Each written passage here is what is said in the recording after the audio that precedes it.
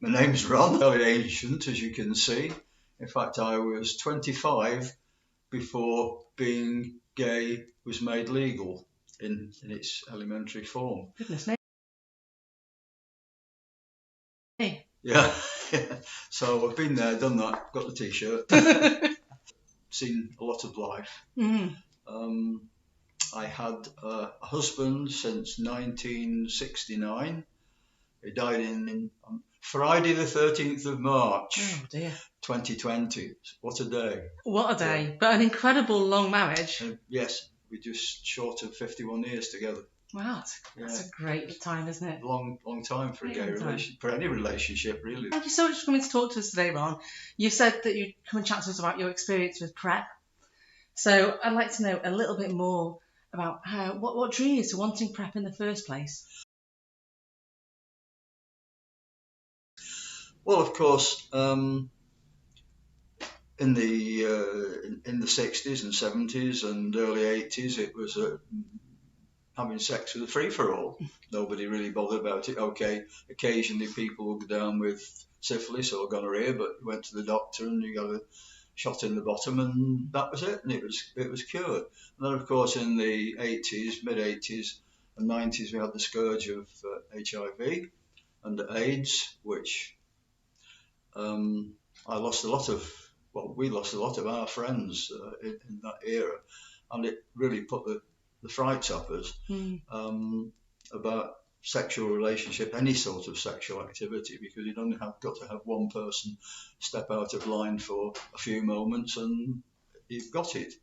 Yeah. So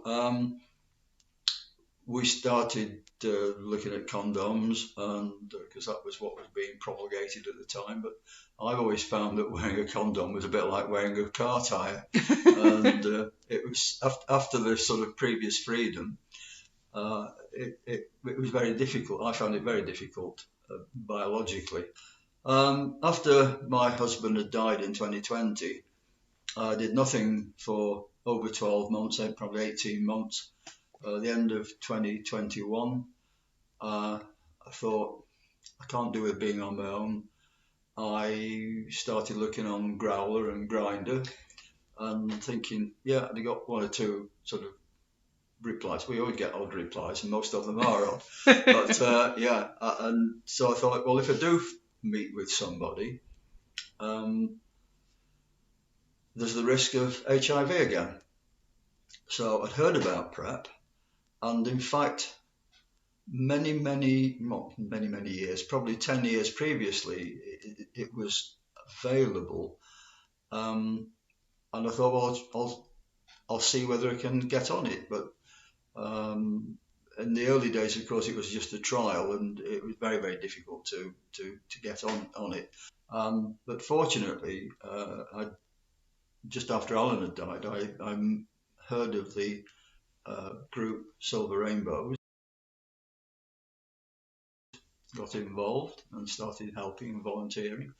And one day I was discussing this with a member of staff, and they said, well, why don't you go up the road and see whether you can get an appointment, just sort of walk in. Well, my sort of generation, the last place you ever wanted to be seen was walking into an STI clinic.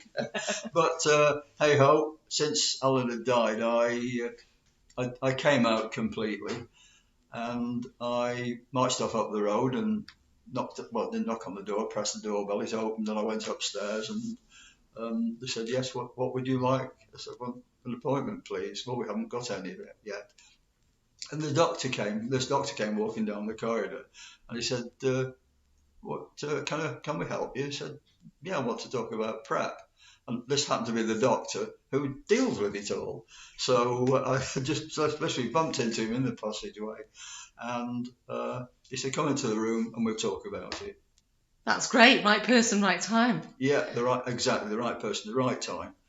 Fantastic. So once you got into the clinic and you had the chat with the doctor, how did that process feel to you? Very smooth. I can put it that way. Very, very not intimidating. The staff were absolutely marvellous. Appointment for you to see me over there, which he did, and we went through the whole process. It involved having a blood test because PrEP doesn't suit everybody. It can have an effect, I think it's either on the kidneys or the liver. So you have to have a blood test to measure where your system is, and if it's sort of there, and if you're below it, then you can have PrEP. If you're above it, then you can't, because there will be other biological effects and circumstances and conditions that might occur. So they did you test beforehand to make sure that PrEP was suitable for you and your body and your lifestyle? Yeah, we just discussed the whole thing very, very openly, very, very non-judgmental. It really was it was a good experience. Nobody should be frightened of it at all. The staff at both clinics were wonderful. The doctor was so cool about it. It was sort of almost falling asleep just talking to him. And so we did the blood test. We got the results back about a week later. Went in to see him again. He said, "Well, yes, you're just within the parameters for having it." Well, there's two ways. If you are going to be out and about randomly all the time, then you just take one pill a day and keep taking them every day. If you are more regulated, more timetabled, and you say, well, I'm only going to go out on a Saturday night, then there's a system which I believe is called the French method, where you take a couple of tablets either the day before or early on that day. Then you have your little activity through the night. Then you take another one the following day, another one the following day, and I think the third day as well. And that's it. Then you stop taking them until you get your next promise, basically. So that's great. You've described two methods there. One is the one that you take every day, so you've got a continuous supply in the system, and the other one is event-based dosing. So you've got some fun planned for the weekend. You know you can go out and be safe. Yeah. I mean, it's tasteless and a bit big, but I mean, just knock them down with a glass of water or anything else, and that's it, basically. If you get into the system, it's seamless and it's very, very easy. And you say then it was the trial, but now it's been properly rolled out, so there's spaces for everyone that needs it. Yeah. So certainly we'd like to encourage people to take it. And you said that you found that fairly easy. The tablets aren't too big. It's not interfered with your lifestyle at all. No. Well, there are a couple of things, of course, that everybody needs to remember. That it's only protection against HIV. There are all the other sexual diseases that you can catch, and this is the risk assessment that you do when you jump into bed with somebody. And also, I am computer literate. I do go on the internet a lot. You can get various compounds on the internet, and I would say don't do it. Do not buy anything off the internet that purports to be PrEP. Go to your STI clinic because you're going to get the genuine article. You've no idea what's in some of these things on the internet, and it might just be flour and water. Yeah, I think that's a really good point. It's a terribly bad idea to buy prescription drugs on the internet, and especially with things like PrEP, which require constant monitoring. Yeah. So do you pop back to the clinic? Do they keep an eye on you? Yeah, the idea is that every few months you go back and do another blood test to make sure that it's not having detrimental effects on you. That's great. And do they also check you for other STIs while you're there, just to make sure? Oh yeah. So they're keeping a good eye on. Yeah, it's a matter of routine. You go in and you test it for everything, and that's it. So you get peace of mind, really. Yeah, absolutely. And that's the point of testing, isn't it? It's there to give you that peace of mind. Do you think being on PrEP has improved your sex life and your relationships?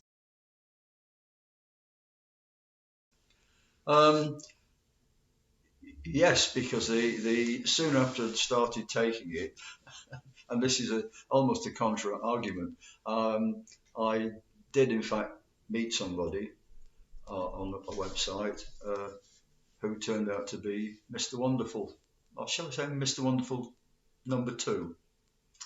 I did talk about the fact I was having PrEP, I was on PrEP, and I won't say he went ballistic, but he was very disturbed because to him it gave the impression that I was anybody's for a night out, and I was going to be very promiscuous because I was on PrEP. So in the end, we both agreed. After meeting almost a couple of times, we decided that we were for each other, and that we were not going to go with anybody else. We were not going to put it around. And so when I'd finished that first course, I actually came off it. Well, that's great, because it meant it was there for you when you needed it. Yeah, and if, heaven forbid, anything happens to that relationship, I know that it's going to be very, very easy to go back, knock on the door and say, can I have another prescription, please? Yeah. That wouldn't hurt, wouldn't change the mental hurt, but it's there as a fundamental protection against a very insidious disease. Yeah, and I think you're quite right that we have various different weapons, don't we, to sort of mitigate the effects of STIs, whatever they might be. We've got condoms, we've got testing, now we've got PrEP as well, which we've never had before. So that's a fantastic step forward, isn't it? And it really is. It is a lifesaver. I mean, the other STIs generally can be cured with antibiotics or other medicines, but this one, its efficacy seems to be. I don't know what the percentage is, but it's very, very high. Yeah, it's very effective when it's taken properly. Yeah. I think probably one of the major problems is something that you've alluded to, which is the stigma around sexual health and sexually transmitted infections. Yeah, I say when I was younger, you sort of crept around the back street. Usually you had to wait for the dark nights to come, so you couldn't be seen going in. And he just hoped that there was nobody in there that he knew. In fact, the first few times I ever visited them, I went into the next city. I drove like 20, 30 miles and went to the clinics there. I didn't dare go into the one where I lived.